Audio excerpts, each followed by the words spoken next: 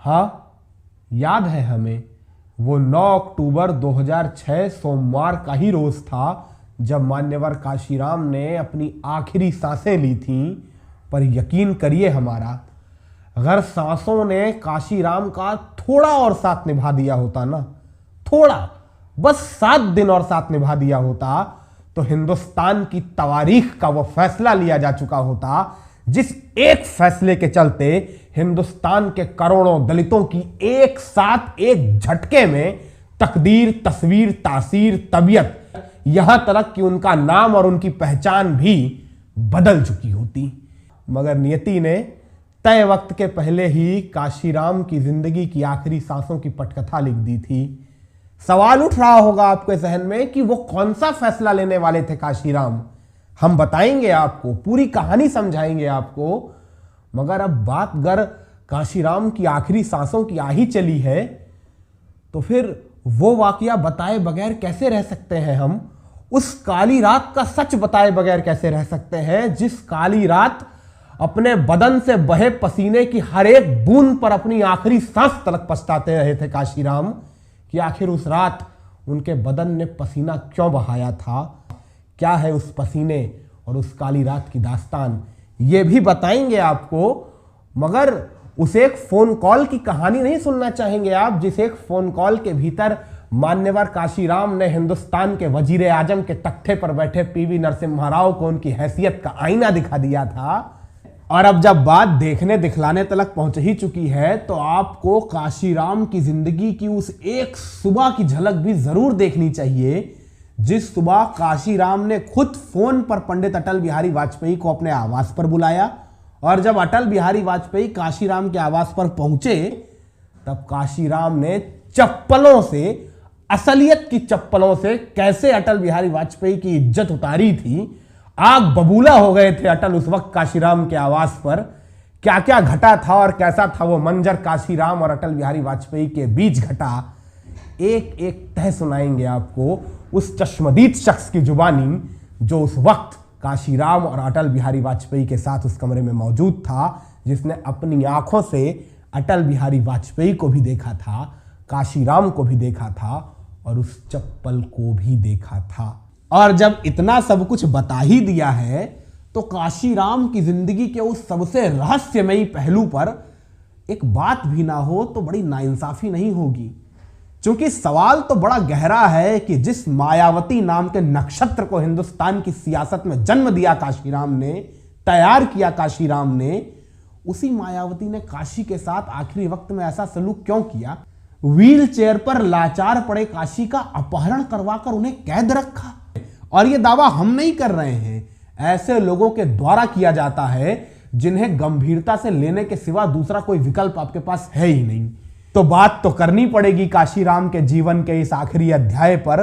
किताबों के पन्ने खंगालेंगे हम, बताएंगे आपको इस दावे की एक एक सच्चाई किताबों के आईने में। तो जब एक दास्तान के भीतर इतने सारे किस्से समाये हुए हों, तो वो दास्तान सुनाने से पहले एक जरूरी बात तो करनी बनती है। जो जरूरी बात यह है कि आप सभी का तहे दिल से बहुत बहुत आभार। आपके प्यार के लिए आपका आभार कि आपने काशीराम की इस दास्तान के पहले पार्ट को इतना प्यार दिया और इतनी सारी शुभकामनाओं से हमें कमेंट सेक्शन में नवाजा और हमें आदेश दिया कि हम आपके सामने ये पार्ट 2 लेकर आते हैं। तो आपके आदेशों के लिए आपका कोटि कोटि आभार। शुरू करते हैं, वक्त की बर्बादी क्यों की जाए, सीधा दास्तान पर आते हैं। जो दास्तान शुरू होती है बरस 1983 से।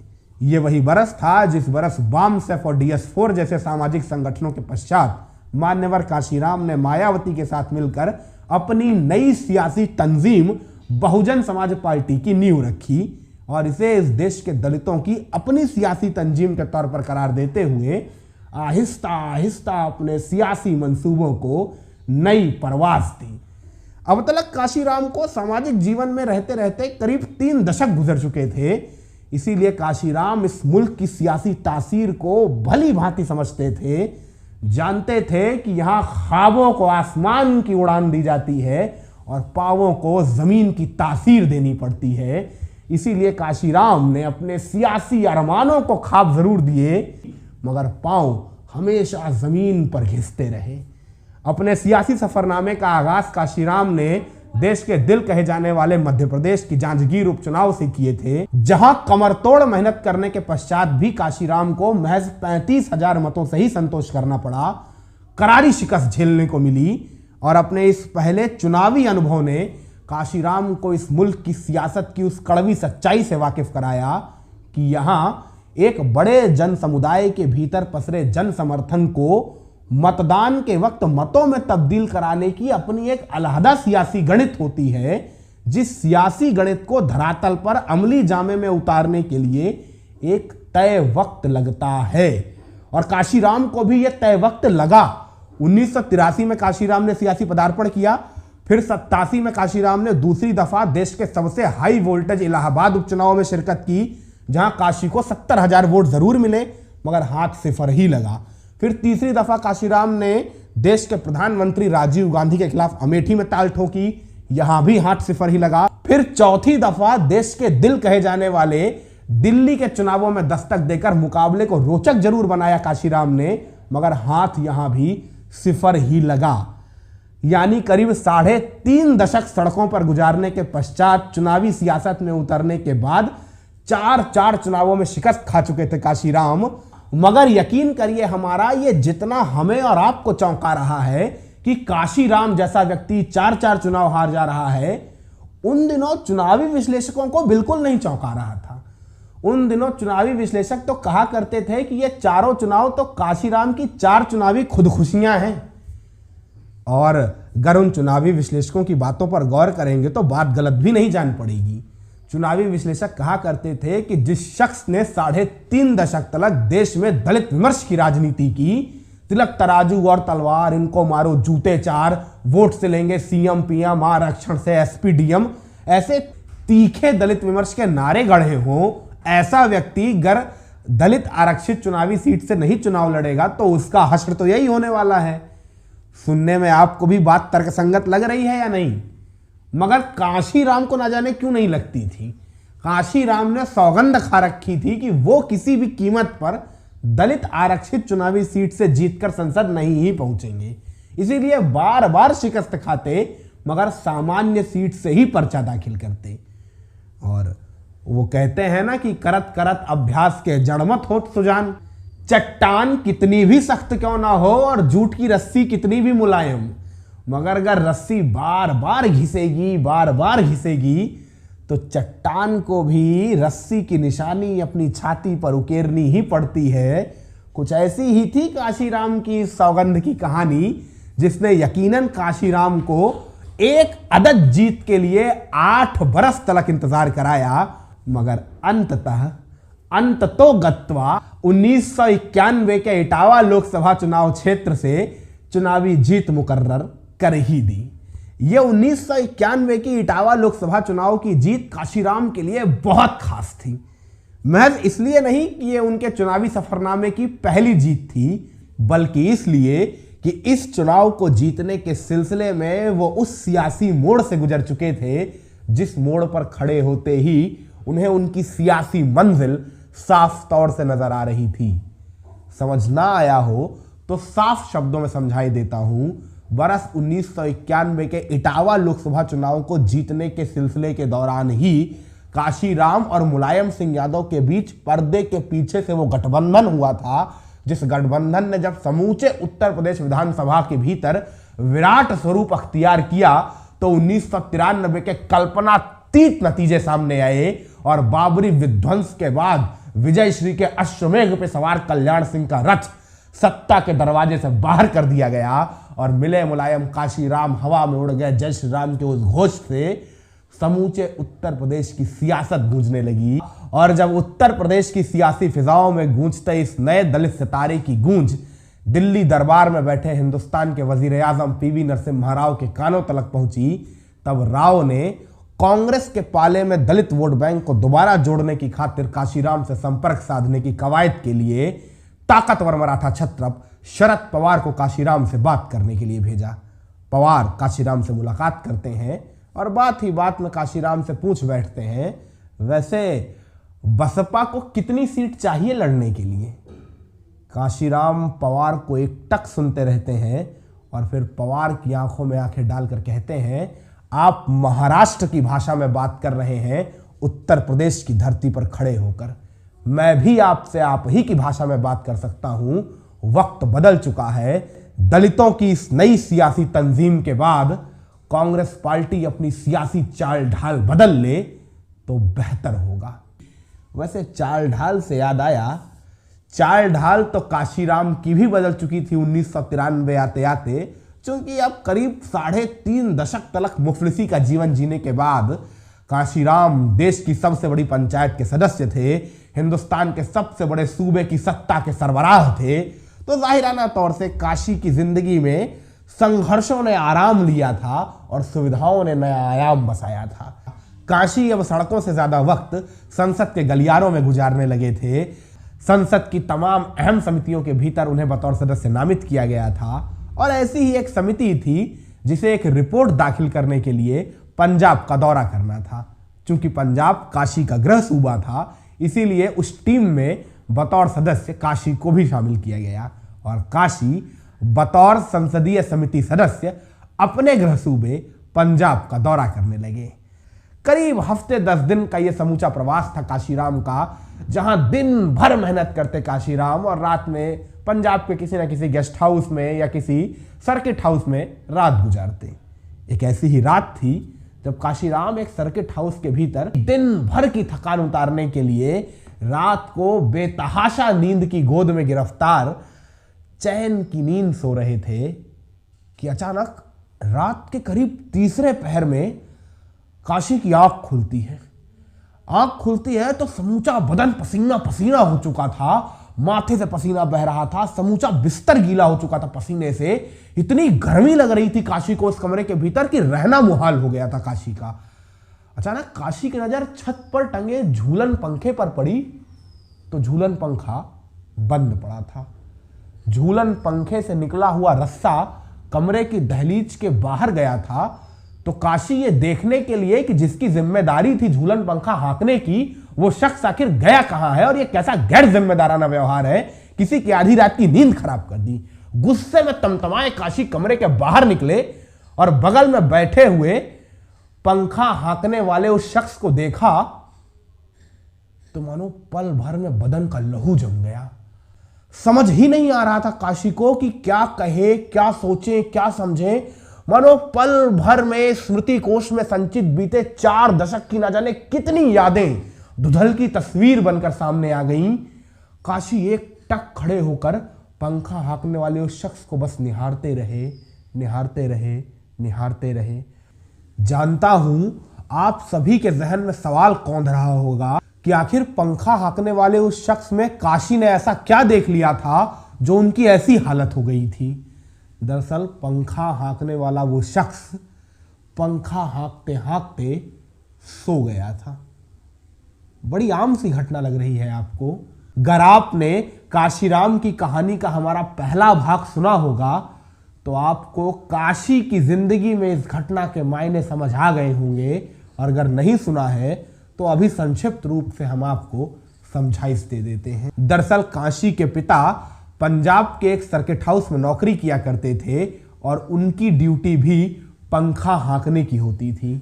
एक सुबह स्कूल जाते काशी ने अपने पिता को इसी तरह बदहवास हालात में पंखा हाँकते हाँकते थक कर सोते हुए देखा था और फिर काशी की ही आंखों के सामने कमरे से निकलकर एक शख्स ने बिल्कुल उसी तरह नींद खराब होने को लेकर काशी के पिता को हिकारत से झिड़का था, जिस हिकारत से झिड़कने के लिए काशी अपने बिस्तर से उठ के इस रात पंखा हाँकने वाले इस शख्स के सामने आकर खड़े थे।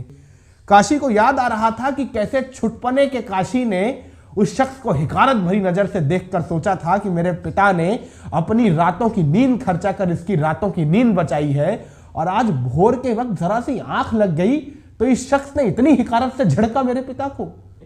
और जब आज काशी अपने आप को कमरे से बाहर निकले उसी शख्स के हालात में और बिल्कुल उसी के अक्स सरीखा महसूस कर रहे थे तो मानो शर्म से अपनी नजरों से नजरें मिला पाने के लायक नहीं महसूस कर रहे थे। उस रात फिर काशी को नींद नहीं आई थी। ना जाने कितनी रातें काशी ने उसके बाद ये सोचने में खर्च कर दी थी कि क्या हासिल हुआ 3.5 दशक तक सड़कों पर मुफलिसी की ठोकरें खाकर, गर दिल में इतने एहसासात भी ना भर पाए कि किसी मजलूम की नींद की इज्जत कर सकें। यकीन मानिए इस रात अपने बदन से बहे हुए पसीने की हर एक बूंद पर काशी को आखिरी सांसों तक पछतावा था। शायद गेस्ट हाउस कांड के बाद मुलायम सिंह यादव के साथ गलवहियां करने के फैसले पर जितना पछतावा हुआ था उससे भी कहीं ज्यादा पछतावा।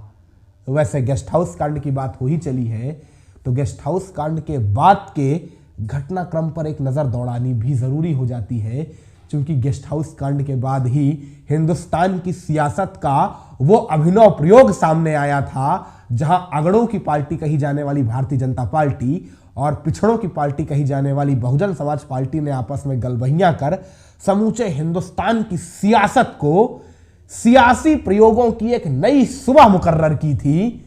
अब जब बात सुबह की हो ही चली है तो इस गठबंधन के बाद की उस सुबह को याद किए बगैर हम कैसे रह सकते हैं जिस सुबह मान्यवर काशीराम के फोन पर एक फोन आया था। काशी के सहायक ने काशी को फोन ला कर दिया।